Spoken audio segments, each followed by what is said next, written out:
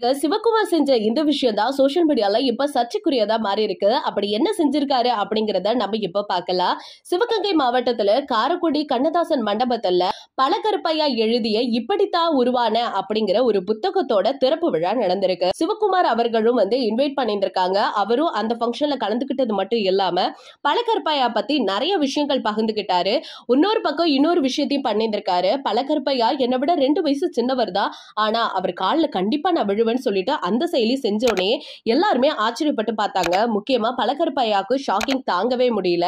இப்படி செஞ்ச அவரு அந்த இடத்தை விட்டு வெளியில கிளம்பும் போது இவரோட தீவிரமான ரசிகர்கள் ஒருத்தர் என்ன பண்ணிருக்காருன்னா ஒரு சால்வை ஒண்ணு அவருக்கு போத்திருக்காரு. அந்த சால்வையை பிடுங்கி தூக்கி எறிஞ்சிருக்க அந்த வீடியோ தான் சோஷியல் மீடியால பயங்கரமா வைரல் ஆயிட்டு இருக்கு.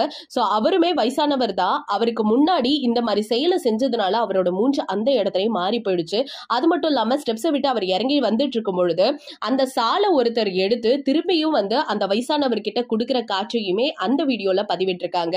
இதை பார்க்கும் பொழுது ரொம்பவே மனசு நெருடலா இருக்கு. என்னதான் இருந்தாலும் நீங்க செலிபிரிட்டியா இருந்தாலும் எந்த இடத்துல எப்படி பிஹேவ் பண்ணுங்கிறத கண்டிப்பா தெரிஞ்சு வச்சிருந்திருக்கணும். ஆனா இவர் ஏன் இப்படி பண்றாருங்கிறது தெரியல. சமீப காலத்துக்கு முன்னாடி கூட ஒரு கூட்டத்துல செல்ஃபி எடுக்க வந்த ஒரு பையனோட மொபைலை தூக்கி போட்டு உடைச்சாரு. அது சர்ச்சைக்குரியதா மாறி அதுக்காக மன்னிப்பு கேட்டிருந்தாரு. இப்ப இந்த விஷயம் இந்த மாதிரி நடந்திருக்கு. சோ இதுக்கு நம்ம எல்லாம் என்ன ஆக்ஷன் எடுக்கிறதுனே சத்தியமா தெரியல. என்னதான் இருந்தாலும் அவர் ஒரு ரசிகர் அப்படின்னு பாக்குறத விட ஒரு வயசான ஒரு மனிதர் கண்டிப்பா மதிப்பு கொடுத்திருந்திருக்கணும். அந்த இடத்துல ஏன் அது பண்ணல அப்படிங்கிறது கேள்விக்குறியா இருக்கு. ரசிகர்கள் எல்லாருமே ஆவேசத்துல திட்டிட்டு வந்துட்டு இருக்காங்க.